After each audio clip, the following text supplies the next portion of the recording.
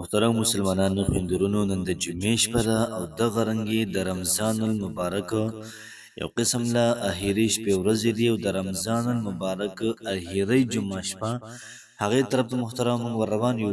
دومره زبردست دومره عظیم الشانه شپه ده محترمو. کوشش وکړئ چې په دغه شپه باندې دا وظیفه خامخا وکړئ. د جمعې په شپه بیا دغه رنګې چې کوم اخیری رمضان دی په دې محترمو دا وظیفه وکړئ. انشاءالله العزیز الله پاک به زموږ ستاسو ژوند او زندګي دا بدله کړي او چې څومره دعاګانې ستاسو پورې نه دي قبولې شوي دي انشاءالله العزیز دغه دعاګانې به تمامې تر تمام قبلېږي. ځکه نبی کریم صلی الله علیه و آله وسلم فاطمه الزهرا رضی الله تعالی عنها کومه چې نبی کریم صلی الله علیه و آله وسلم نیازبینه لور وه.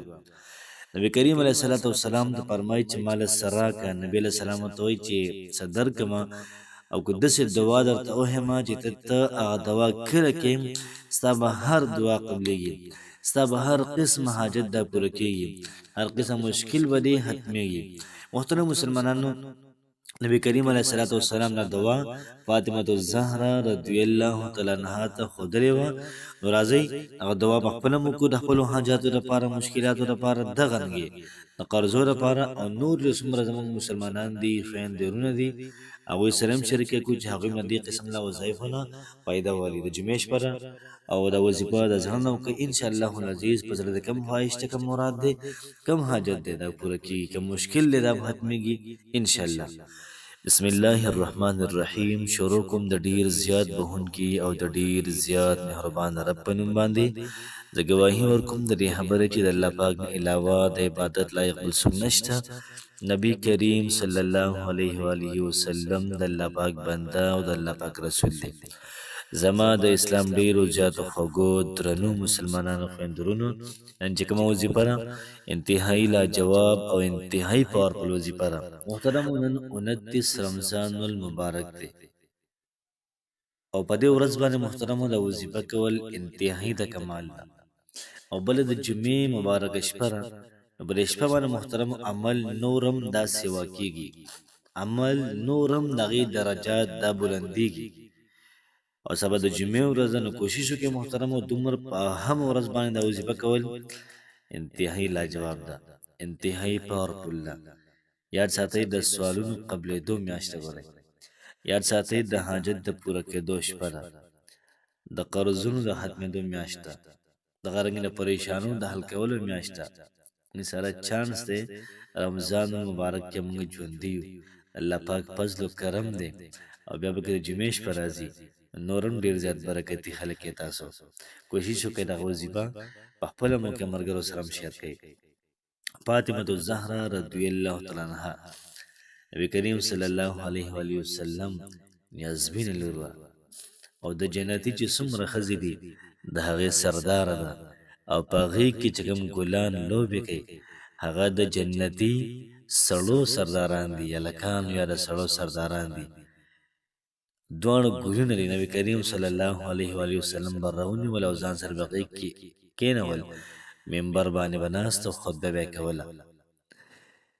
نو داسې ناشنا هستي او نبی کریم صلی الله علیه و آله وسلم چې نسل دا سړو پسې ځي لیکن زما نسل دا فاطمه پسې ځي ځکه د هغې چې څومره اولاد دی څومره بچي نو چې کلوسي دي دې ټولو ته اهل بیت محترمو دا ویلی کېږي. نو دا لاړ نبي کریم علیه صلات وسلام ته وایي چې د الله رسوله ما له لږ سراک ډېره زیاته غریبي ده. نبی کریم علیه صلات وسلام ته وایي چې څه درکړم او که داسې وظیفه درته وښیم داسې دوا درته وښیم ته هغه دوا کې ستا غریبي ختمېږي پې، ستا حاجت پوره کېږي پې، ستا مشکل پې ختمېږي. داسې دوا ته ته نه یم نو دا هم د نبي کریم علیه صلات وسلام لور وه که نه نو څه وایي بلکل ما له سره کوه مو خو دغه دوا ماته وښایه، دغه دوا دا ماته وښایه. بیا نبي کریم صلی الله علیه و آله وسلم دا کلمات دا یې ورته وښودل: یا اول الاولین یا آخر الاخرین یا ذا القوة المتین یا راحم المساکین یا ارحم الراحمین. دا کلمات نبی کریم صلی الله علیه و آله وسلم ورته وښودل. و دا کلمات وایا، الله پاک به ستا حاجتونه پوره کړي، ستا مشکلات به ختم کړي، ستا غریبي به ختمه شي. محترمو که تاسو هم دا کلمات وایې، د دې څه ټایم، څه ټارګټ یې نشته چې څومره هم ته ویلی شي، تا ته اجازت دی چې څومره ډېر وایې دومره به ستا ډېرې مسلې ختمېږي. څومره ته ویلی شي، ځکه په دې کې دا نشته چې دونه پیري ووایه دونه پیري ووایه، څومره ته ویلی شي دومره به الله پاک ستا مسلې دا به حل کوي. هلکه یو متل کوي چې شربت کې څومره چیني اچوي یا پرې ګوړ اچوي را خوږېږي. نو څومره هم تا د عمل ډېر وکړو، الله پاک ډېر زیات بخښونکی مهربانه دی، نو ستا مسله به حل کوي. خو یو خبره وکړه چې مخکې وروسته یو ویشت پېرې درود شریف ووایه او منځ کې پکې دا کلمات ووایه. انشاءالله بیا د الله پاک نه سوال وکړه، الله پاک ته وجاړه چې کله دې ښه ډېر وجړل او الله پاک نه خپل سوالونه وغوښتل، مسلې یې ورته پیش کړلې، مشکلاتو دپاره، د حاجت دپاره، د ارمان دپاره، ستا یقینه شو چې اوس پې قبلې ضرور به قبلې انشاءالله. بیا د هغې نه بعد لاسونه مخونه راکاږه، مکمل پر امید شه، انشاءالله العزیز الله ډېر زیات کرم والا دی، ډېر زیات رحم والا دی. نو کوشش وکړئ د وظیفه په خپله هم وکړئ، ملګرو سره هم شیر کړئ. الله پاک مو خوشحاله آباد ساته. السلام علیکم ورحمة الله وبرکاته.